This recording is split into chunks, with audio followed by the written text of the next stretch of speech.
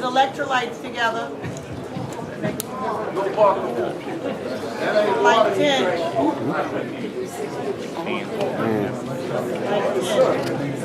How you leave your son? Okay, Andre will be here shortly. I just wanted to make a couple of quick comments. I thought all week, and for the last 8 weeks, we all agreed that there would be no excuses. I stepped in here a couple of minutes ago, and for some reason, that's all I'm hearing, excuses. Hey, keep going. Everybody go on. Did you see that coming?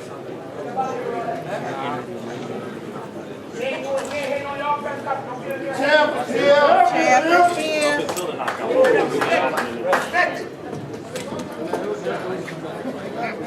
Bring them belts out. Congrats, Mike. Thank you so much. You saw a brilliant performance tonight.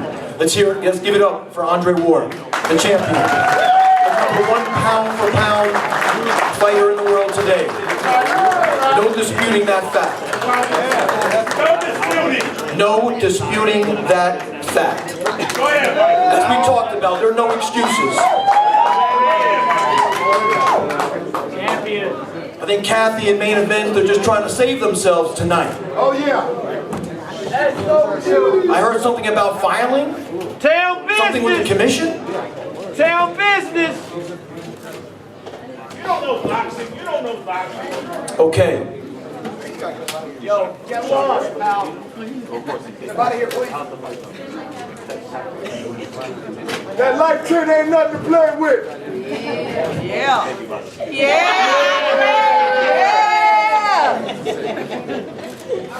Hold it up again, Andre. I see you, Los. Virgil, congratulations. Also, SOG. Down, please.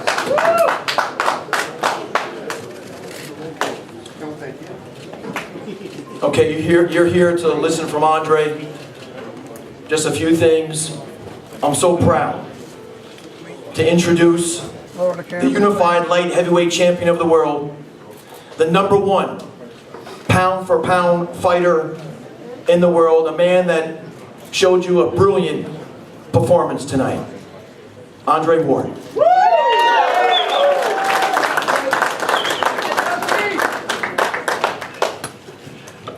Still see some sad faces out there. What I gotta do to make y'all smile, man? Tell business. Hey, listen, I had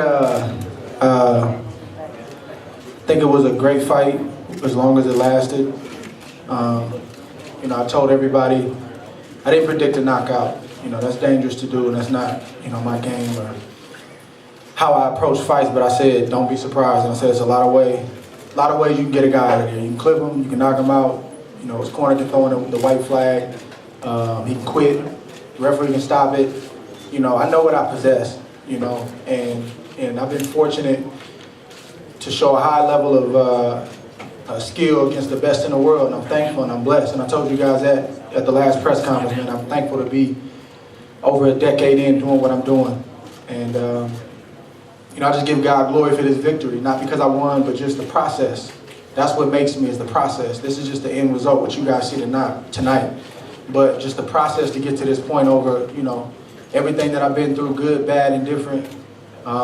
We've persevered, and that's what's important. So if you guys want to ask some questions, I'm definitely open to answer. John, you got me hurt beneath the round before, but you stopped. It seems like you powered. I didn't want to finish, and what happened there? No, I was confused because, I mean, Tony Weeks did a great job tonight, but he was very quick in the clinches. And, you know, when I hit him with the body shot, he tried to act like it was a low blow, and I think it was borderline. And I'm looking at Weeks like, can I go? Can I not go?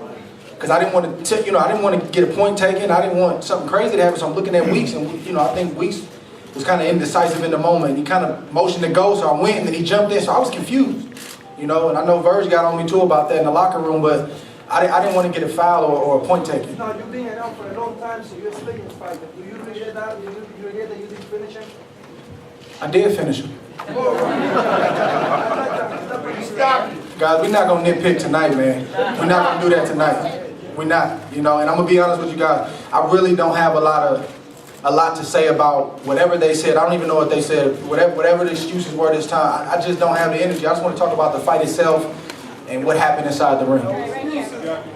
Andre, talk about your mobility, much better in this fight. Yes. Serge told me you had some issues going on with the knee. I thought the mobility was much better in this fight. And also talk about the implementation of the left hook in this fight and what it did damage.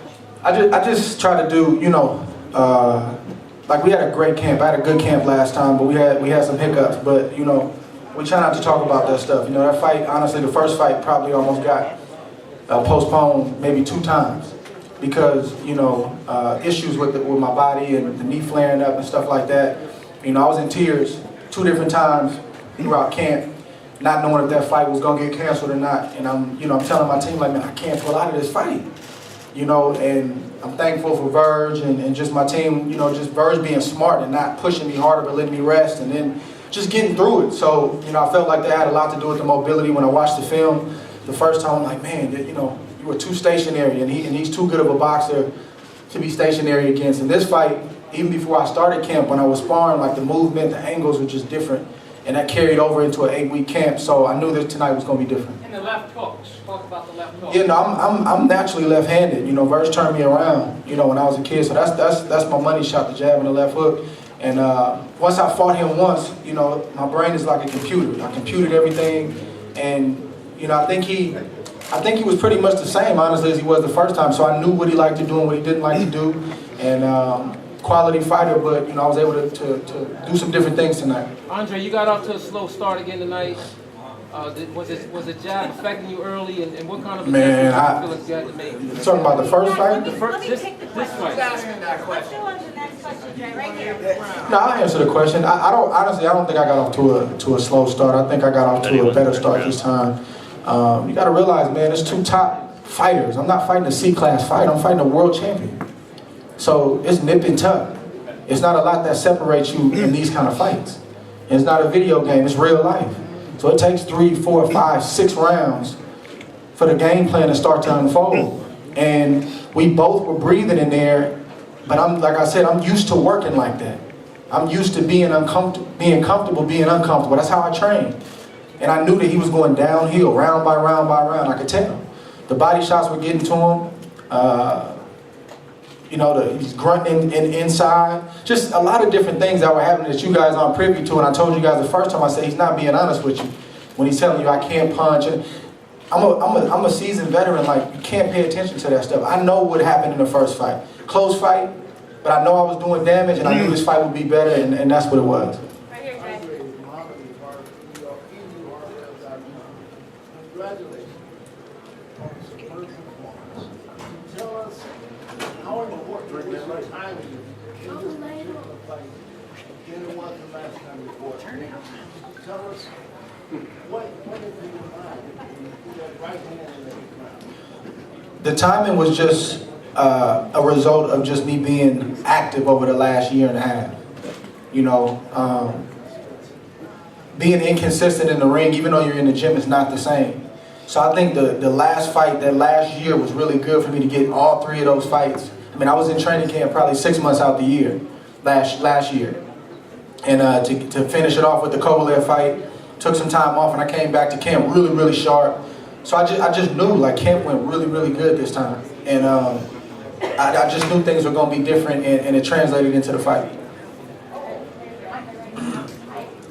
I just wanted to say that your composure seems to be second to none. It seems to be something that you really use to your advantage.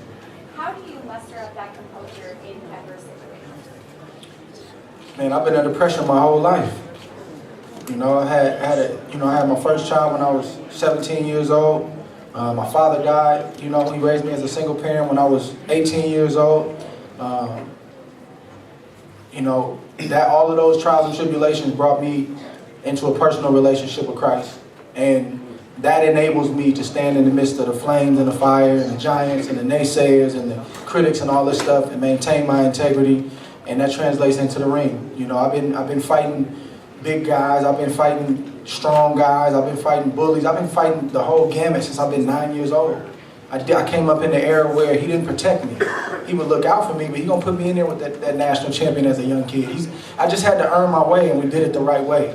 So that's why I don't get caught up in all the hoopla about how mean and menacing a guy is. You a man like I'm a man. And I fought you before. And I know what you got. And I know that if I come better, it's going to be a problem. And that's what it was tonight. So, and again, taking nothing from him, man, he's a really, really good fighter. I'm thankful and blessed to be able to come out on top. Thanks for the okay.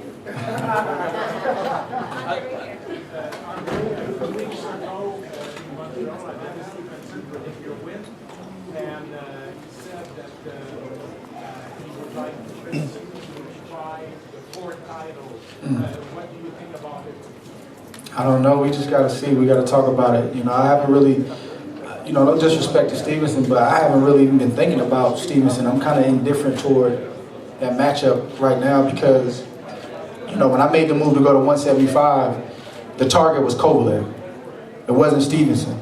And even though I was at 168, I saw how they didn't fight for 2 years. It was one reason or the next. So that means something. So in a sense, I feel like he almost disqualified himself. It's not to say that the fight can't be made, but it's just got to make a lot of sense because I went straight to the top guy. And now it's like, I got to see if that makes sense. So we just got to see. I'm not ruling it out. We just got to see. Hey, Andre, I keep thinking back from the last time you had this much momentum in terms of a knockout is when you fought Chad Dawson in Oakland.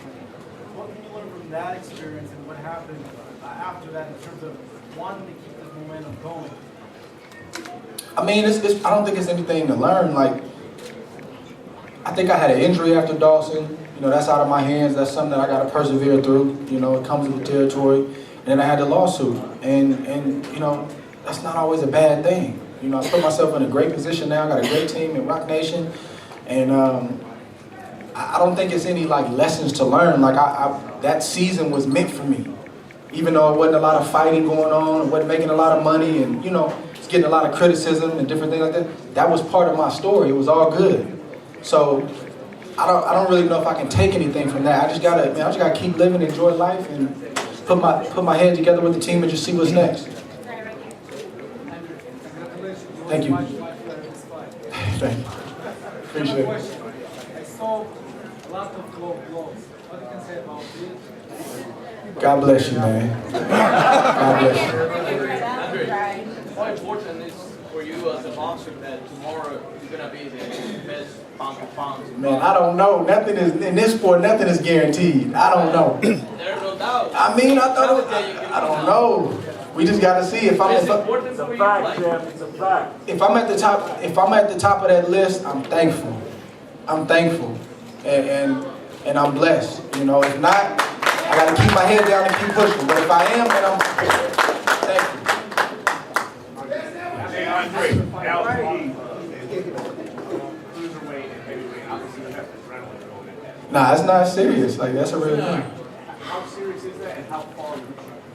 I mean, it's more like it's a dream. Like, I don't have anything on the books right now for a cruiserweight fight, a heavyweight fight. I know it sounds crazy when you're light heavyweight, and I'm not the biggest light heavyweight. But look at Roy. You know, it happened. You know, and that's just always been a dream of mine, and that's something that me and Verge talk about. And it's like, you know, I do really well against big fighters because of my stamina, because I may not be physically the biggest, but I'm strong. I'm strong enough. So if the right opportunity and the right fighter comes along, anything is possible. And that's not just talk. That's real. That's all good. How you doing, Andre? I'll only give you your entertainment ticket. Quick question. Do you still love this game of boxing? And also, your trainer, Virgil Hunter, does he still, when you train, does he put that in you to say, you gotta still love this? I still love it. If I didn't love it, I wouldn't do it because it's extremely hard, man. You know, and to be honest with you, you know, Verge doesn't have to push me. You know, he's more. Verge is there as my eyes and my ears. He sees what I can't see. You know, his job is to manage what I'm doing. You know, to tell me if I'm doing too much. You know, he just makes sure that I'm right on point. You know, that's his job. You know, but in terms of, like, if I need him to push me at this stage of my career, something's wrong. You know, his job is to pull me back, tell me to take a day off. No, we're not going 12 rounds of sparring today. We're going to go 8. That's Verge's job, and obviously the technical piece of it. So, but I'll tell you what, as you get older, I still have the desire, I still have the passion, but I'm very, very aware that I'm punching my clock when I go to the gym. And when you're in your early 20s, you don't think about it. You just go in there, and you warm up for 5 minutes, and that's it. Now it takes me about 30 minutes to get ready, so I know I'm getting a little older, but I feel like I got a lot left in the tank. Congratulations. Thank you, sir. Hi, Andre. Congratulations on a phenomenal performance. Thank you. And I just want to ask about the timing aspect of the fight. I noticed from the beginning you were really doing great with the feints and you seemed to be really throwing his timing off. Can you talk about what you did to do that? And you also seem to kind of get ahead of it mentally, which I think is one of your signatures. Great questions. I think the key for the timing thing was just to keep, we call it my motor, my feet, keep my body moving. You know, that's what I didn't do in the first fight. I did a lot of posing and kind of standing still. And he's a really, really good fighter. He's a timing fighter. He's not the quickest. He's got good timing though. And a lot of Russian fighters, they're good with their timing.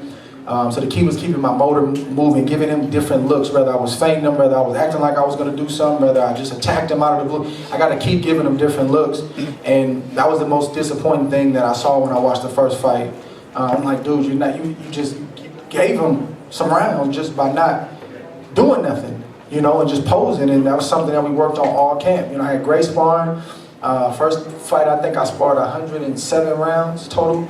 This training camp was about 135 rounds, and I had 4 different guys, and it was just a great camp. So what I did in camp translated tonight. There was times where I did get stationary, and I hear Verse say, keep your legs moving. So that's what he's there for, is to, if I'm falling asleep for a second, to get me back on my game. And with a fighter like him, with timing, like it's the small movements that keep him off balance. That's right. Thank you. Andre, I thought you started off real fast and aggressive when you're in there with the body shots. Is that part of the game plan? And then the second part is, people are saying things about a low blow, but it looked like a right hand connected up top. Y'all don't think they can dispute that right hand? Yeah, it looks like that's what set it up. That can't dispute that. What did you see in there in that round when you hit him with that right? You know, it's amazing to me, man, that it's amazing. Like, even after this, you still get some of this, like, they find something to talk about. Like, but it's all right. You know, we're going to do what we did the first time, and we're going to do what we did every other time. Is keep our head down, stay humble, and just keep working. And as far as the fight, of course there's going to be shots that get away from you. You know, but if I think there should be a discussion if there's some intentional fouling over and over. If I'm trying to get out of trouble and I hit him low because I'm hurt. But when he's bending over and look, you're going to hit a guy on the belt line sometimes.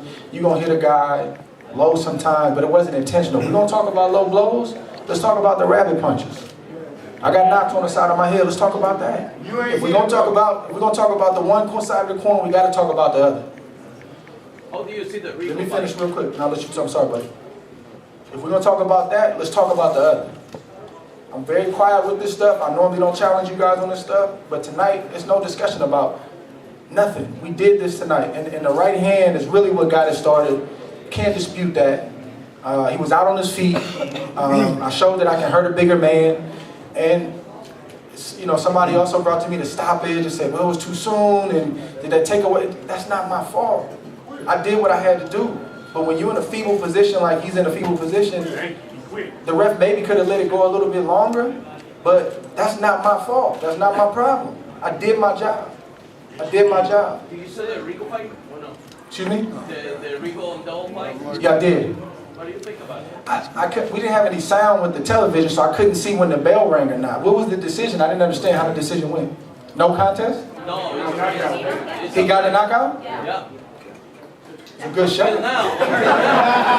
I don't know if it was late, but it was a good shot. I saw the shot. But I didn't have any sound on the TV.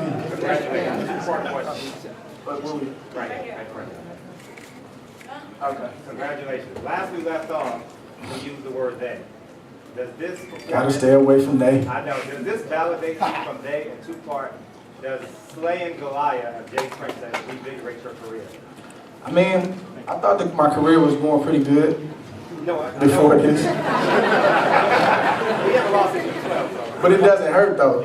You know, these kids, like you know, you kind of go like this, and then these kind of wins will take you up a little bit. So I just think it adds to my legacy, and my legacy is extremely important to me. I've been to the Hall of Fame one time in Canastota, New York, And after I left, I really wanted to be in that Hall of Fame. And the Hall of Fame is a small place. It's not this huge, grand place. But the names that are in that building, I want to be there one day. And I hope that this gets me closer to that situation. What was the first question? You had two-part, right? Oh, yeah. Oh, just validate from that. I'm to be like I told you guys before, man. I'm not really worried about they. You know, I just can't be. I'm out of that business, man. I'm looking forward to getting off this podium and going to get some rest and spending time with my team and my family. My team did a tremendous job, man. James Prince, Josh Dubin, Rock Nation, and all the people that work for Rock Nation, Julie Goldstiger, my wife. Like, it's so much that goes into having a successful training camp to get me here tonight. Problems that arise, stuff that have Michael Yormark, everybody that's behind me, and I appreciate you guys. My sparring partners, my brothers, man. I had 4 of my brothers in the house with me, leading up this week. We just had some great discussions, man, and just them being around me just kept me uplifted and kept me encouraged. And it's a family affair, man. I got a tremendous team, man, and I understand my position in this sport, and I'm understated, and that's okay. But we get it done, and that's what's important. What did Kevin Durant think you talked about in the ring when he jumped in? Man, he just congratulated me, just like I did when he just won his world championship. We don't just see each other when things like this happen. We text, often and just encourage each other and just check on each other. And just to see his face, man, there's a lot of people from the Bay tonight that came through. Marcus Peters, Marshawn Lynch, E40, Mr. Fab, like just people that I'm close to that I know. Yeah, Damian Lillard, he came through at the weigh-in yesterday. Yeah, KD, the rest of the Warriors, like Draymond Green, just the rap, man, there's just so many people here. Just to see their face, man, meant the world to me. So I appreciate you guys showing up, and I truly appreciate my team. I'm telling you, I got one of the best teams in the business, man. It's a lot of intricate things that go on in this sport, and I'm just so thankful to have y'all, man. You guys fight for me, and you guys do so much for me, and you allow me to just work and get my job done, and I'm thankful, man. I couldn't do it without you guys. I appreciate you.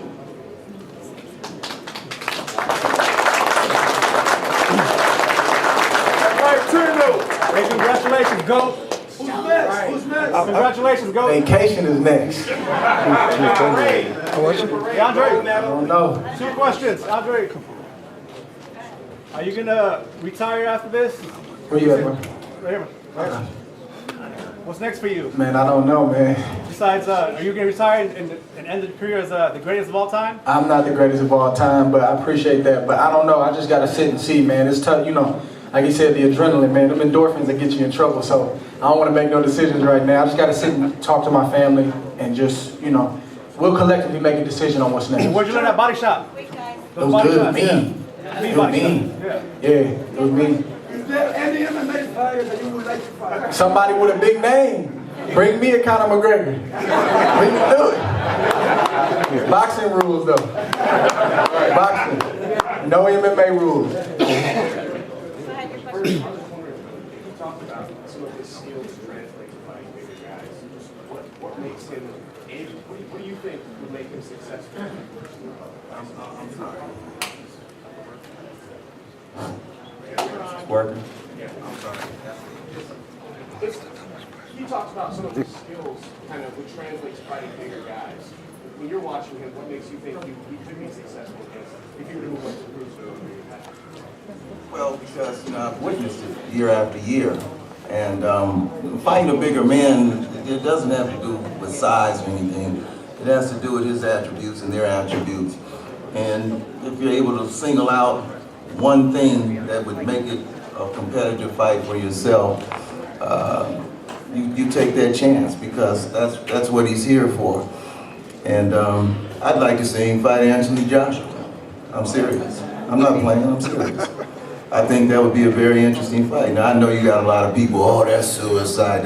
But there's something about Anthony Joshua that I see that I believe he can outbox Anthony Joshua.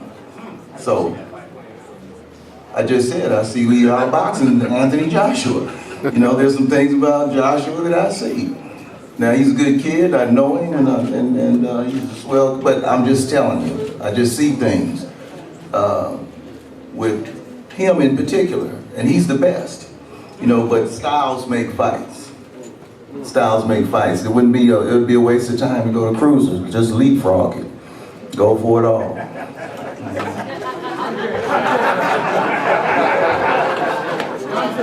Got me sweating, man.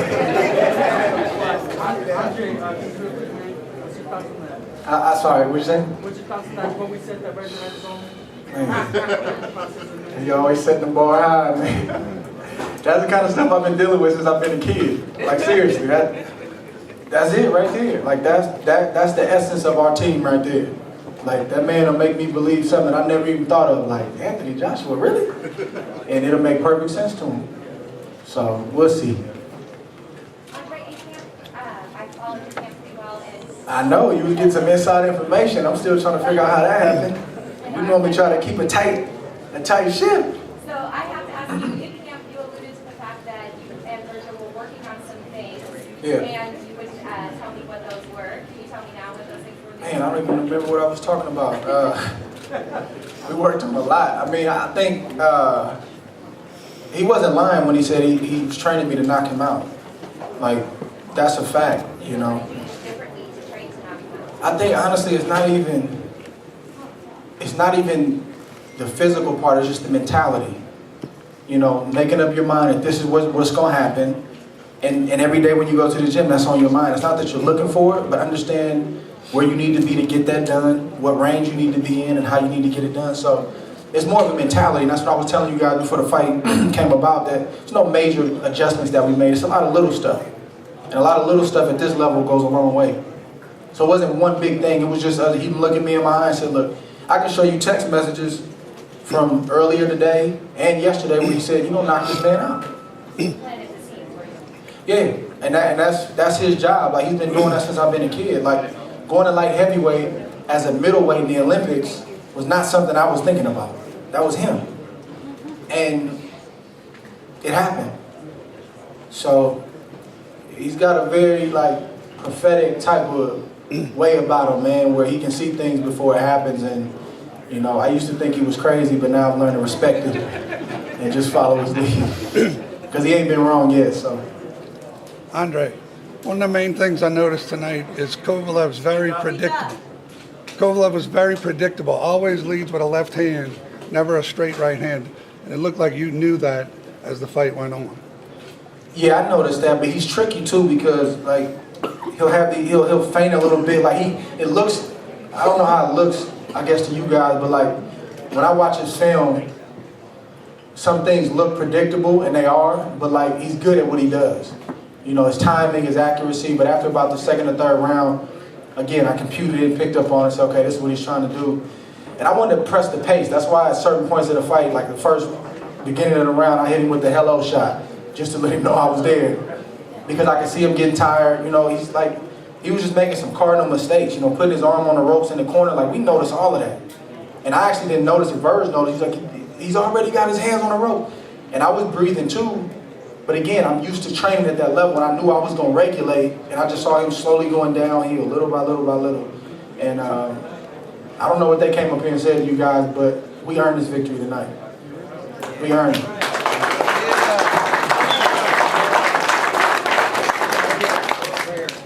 Hey, Andre, I thought you were especially brilliant tonight about keeping him from getting the big shot off him.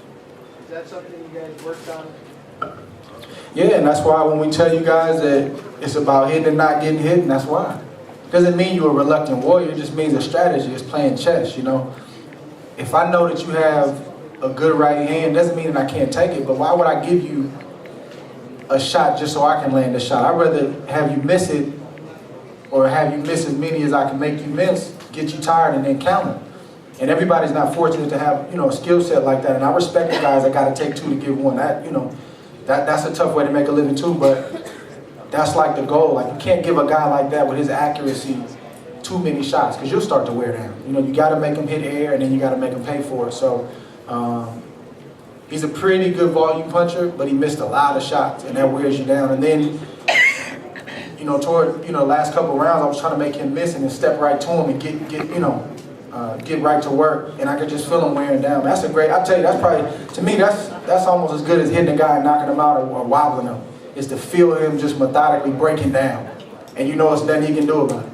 Like that, I love that feeling. And you know that, I'm breathing, but I'm going to regulate and I'm going to get stronger. And, you know, so again, somebody asked me about the stoppage, but I honestly feel like if that fight, if that went another round, it could have got ugly. It could have got ugly. Because I don't think he wouldn't recover from that. Because it was a body shot and it was a head shot. So, he kind of had big problems, no matter if the fight was stopped or not. Is that the best stoppage you've had? Obviously it was. I don't know. The Chad Dawson one was pretty good. You know, that was a big moment. Chad had just beat, you know, Bernard Hopkins, who's a linear light heavyweight champion. But they said he came down in weight. But I'll probably say maybe this was the best one because I met this guy at his weight, so you can't say that about this one. Real quick, before we go forward with the next question, maybe he's not here because he's out doing his homework. But, you know, we watch who reports and what they report and what they say, and if we think that the reporter is biased one way or another, and I'm not saying he is or he isn't, but I was just reading Dan Rayfield's excellent article on ESPN. And, you know, he got it right. That it started off with a big right hand that got Kovalev jelly leg. And that is that you? That was the big right hand. And the other thing is that something you guys haven't asked, which is a real interesting thing, is the scorecards. Andre was up on 2 of the 3 scorecards. So they can come here with all these excuses and everything. We give this man a round of applause. This was a masterful performance. One of the best fighters ever walked in the ring. I mean, come on, you got to give it to him tonight. No excuses. One last question. One last question. Yes. Thank you.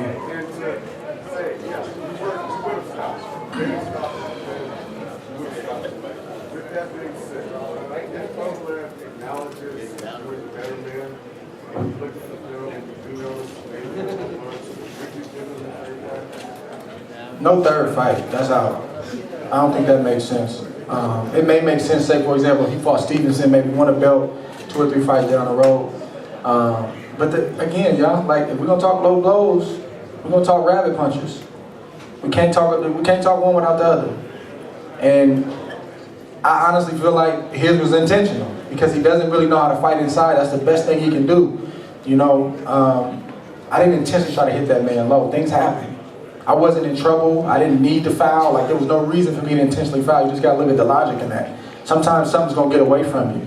But just because he has a reaction like that doesn't mean it was low. It means that he didn't like the body work. He didn't like the body work, and that's why I didn't follow up the first time when I had him bent over because I didn't know how. Like I know he was trying to sell it, and I'm looking at Weeks like, is he buying it? And Weeks didn't respond, and he would jump in and he pulled back. So I was in a tough spot, but this is boxing, man. You know, like I told you guys, I won by 12 rounds, and somebody had something to say. Oh, it was kind of boring. I fell asleep. Okay, man. Then I had a close fight. Well, people say it's controversial. And then we come back after the controversy and do this. And we talking low blow. But it comes with the territory, man. I'm thankful. I appreciate all you guys. And we did it. We did it. Hey, listen, just a couple of quick things. Total attendance tonight was 10,592. That's 10,592.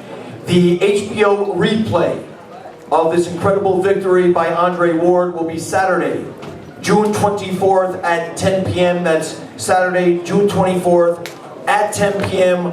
on HBO. One last comment on behalf of Rock Nation. What a great week for Rock Nation.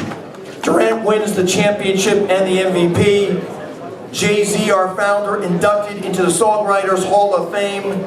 And obviously, a brilliant performance by Andre Ward tonight. Thank you so much for all your support, everybody.